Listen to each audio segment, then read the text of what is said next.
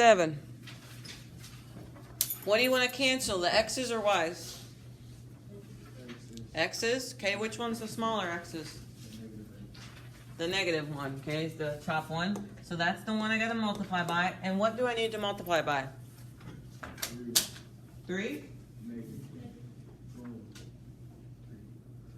Which is it? You only got a negative or a positive? 3, because it's already negative. 3.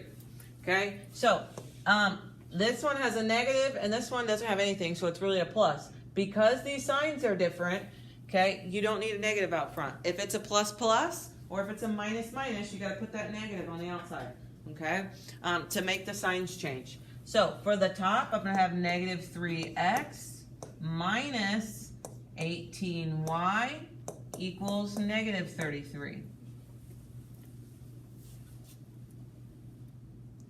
Okay, the bottom equation, we're not changing anything. So I got 3x plus 2y equals 1.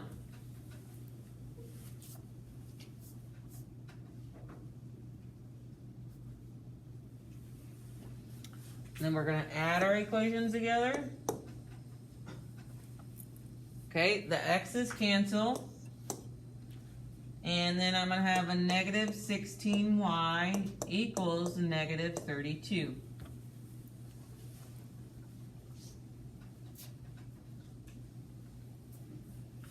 And then we need to divide by negative 16. Divide by negative 16.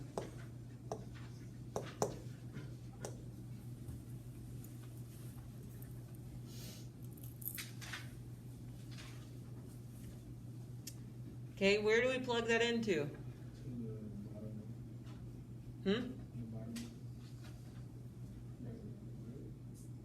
They don't matter. You can do the bottom one, or you can do the top one. I'm just teasing. Okay, so we could say 3x plus 2, and instead of y, I'm putting a 2 equals 1. Okay, so I'm going to have 3x plus 4 equals 1.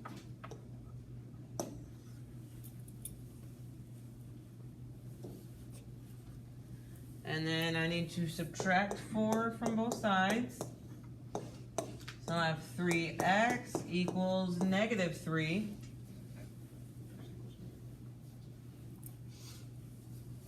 And then divide by 3. So I got x equals negative 1. Okay, and so we can write our coordinates as negative 1, comma, 2.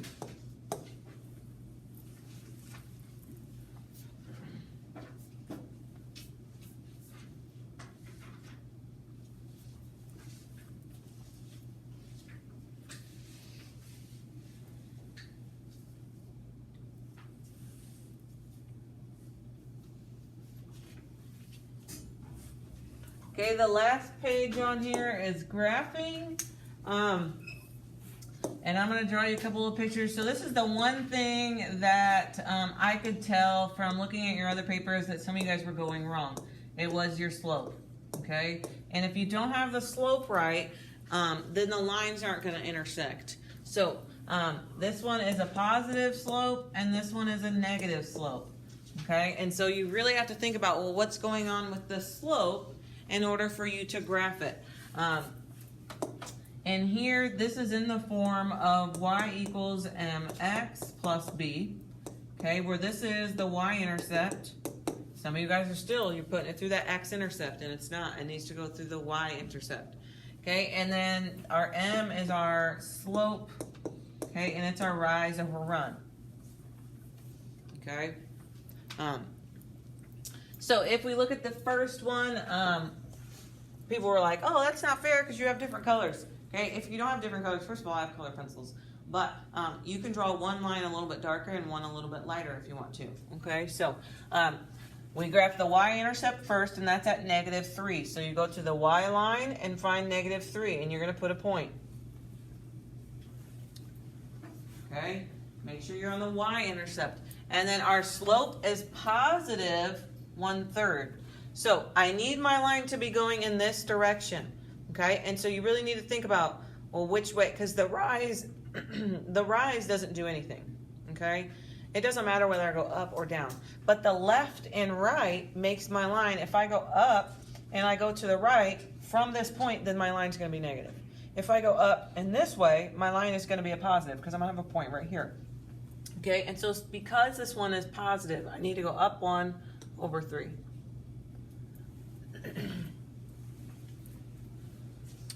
Okay, and so we go up 1 and over 3, and I can't anymore. So we can try the down. Down 1 and over 3. Okay, and so we can connect our lines. It doesn't have to be absolutely perfect, but you do need to have every point possible on that first line. Okay, the second line, they're going to intersect somewhere. I'm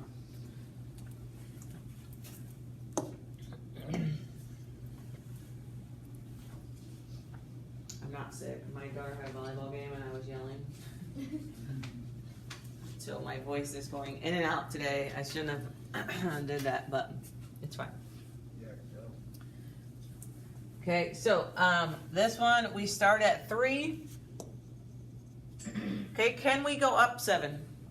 No, so our only choice is to go down 7, and we need to think. This is also a positive line. And I know some of you guys are going to look at it and be like, well, they're not going to intersect because they're both positive.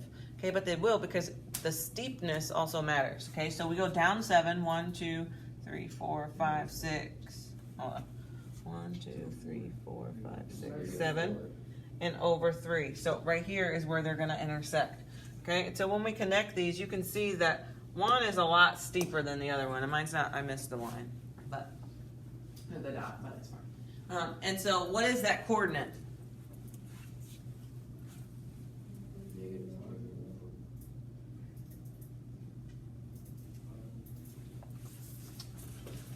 Okay, so my coordinate is going to be -3, -4.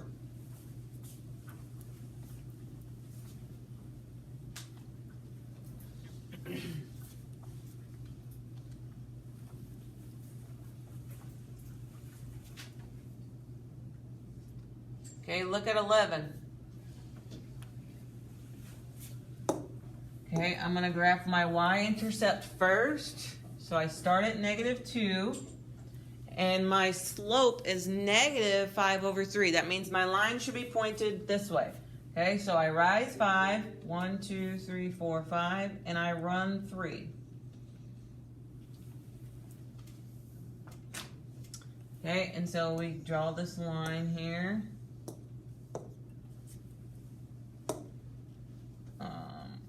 And then we can draw our other one. So my intercept is at 2, and my slope is -1/3.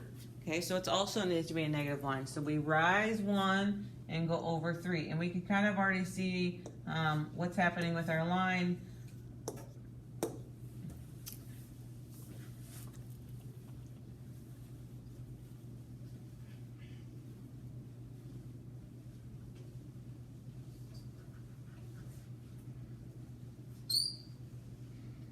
Okay, and nobody answer me. I just want you to take a second and think. What is that coordinate? Okay, don't say it out loud. What is that coordinate? Some of you guys are not, I don't understand, but you all of a sudden don't know how to read the graph. What is that coordinate? Where do they intersect?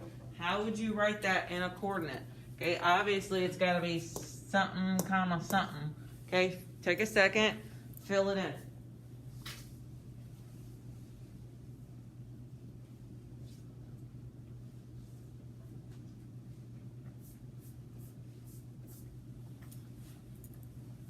Okay, so it should be -3, 3.